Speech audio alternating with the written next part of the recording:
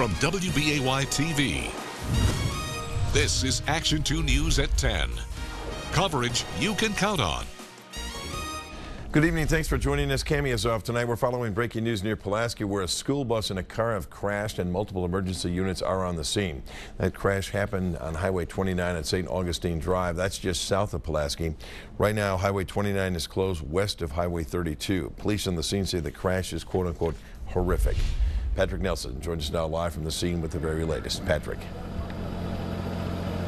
Bill, we're on the scene of what first responders are calling a horrible crash, and you can see why. Behind me, you've got volleyball players from Pulaski High School, JV and varsity. We're told that some of these girls were injured in the wreck tonight, but we haven't got the numbers specifically. That information coming from the Pulaski fire chief. Now you can see where their bus ended up tonight after a crash on Highway 29. We still are working to learn details about the crash, but you can see here on the roadway on St. Augustine Road near 29, you still see some volleyball players, some parents, some firefighters, even Pulaski police here on the scene to make sure that some of these girls riding on the bus were okay. Now, there were some of the girls here leaving the scene with tears in their eyes, a very traumatic experience for them.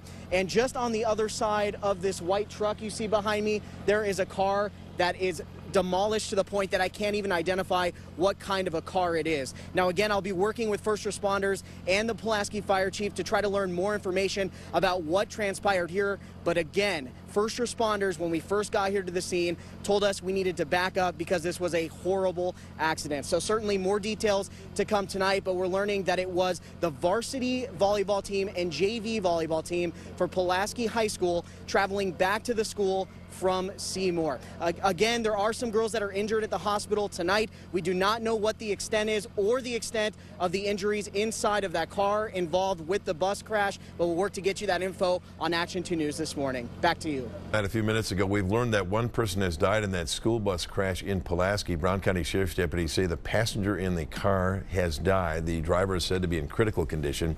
No word on the condition of the 8 students from Pulaski High School that were transferred to the hospital. We'll be following this story and we'll bring you the latest tomorrow morning on Action 2 News this morning.